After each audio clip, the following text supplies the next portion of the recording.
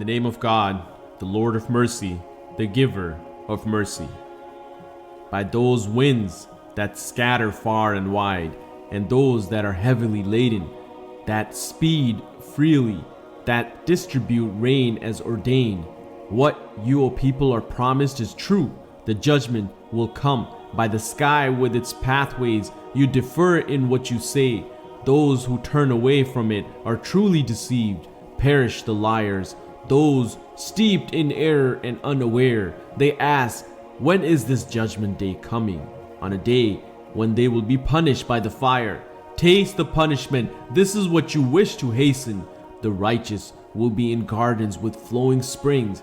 They will receive their Lord's gifts because of the good they did before, sleeping only little at night, praying at dawn for God's forgiveness, giving a rightful share of their wealth to the beggar and the deprived. On earth there are signs for those with sure faith, and in yourselves too, do you not see? In the sky is your sustenance and all that you are promised. By the Lord of the heavens and earth, all this is as real as you're speaking. Muhammad, have you heard the story of the honored guests of Abraham? They went in to see him and said, "Peace, peace," he said, adding to himself, "These people are strangers." He turned quickly to his household, brought out a fat calf, and placed it before them. "Will you not eat?"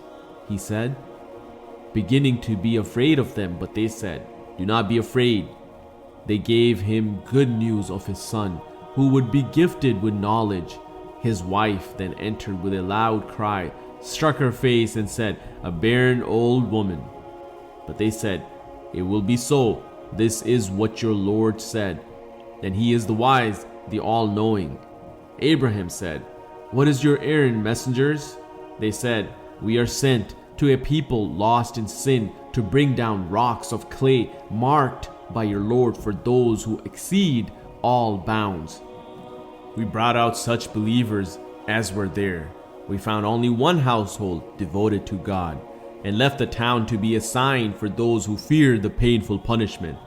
There's another sign in Moses. We sent him to Pharaoh with clear authority. Pharaoh turned away with his supporters, saying, "This is a sorcerer, or maybe a madman." So we seized him and his forces and threw him into the sea. He was to blame. There's another sign in the Adh. We sent the life-destroying wind against them, and it reduced everything it came up against to shreds. And also in the Thamud, it was said to them, "Make the most of your lives for a while." But they rebelled against their Lord's command, so the blast took them. They looked on helplessly. They could not even remain standing, let alone defend themselves. Before that, we destroyed the people of Noah. They were a truly sinful people. We built the heavens with our power and made them vast. We spread out the earth. How well we smoothed it out. And we created pairs of all things so that you people might take note. So say to them, O Prophet, quickly turn to God. I am sent by him to give you clear warning, and do not set up any other God alongside him. I am sent by him to give you clear warning. Every previous people to whom a messenger was sent also said, "A sorcerer, or maybe a madman." Did they tell one another to do this? No, they are people who exceed all bounds, so ignore them, O Prophet. You are not to blame, and go on reminding people. It is good for those who believe to be reminded. I created jinn and mankind only to worship me. I want no provision from them, nor do I want them to feed me. God is the provider, the Lord of power, the ever mighty. The evildoers, like their predecessors, will have a share of punishment. They need not ask me to hasten it.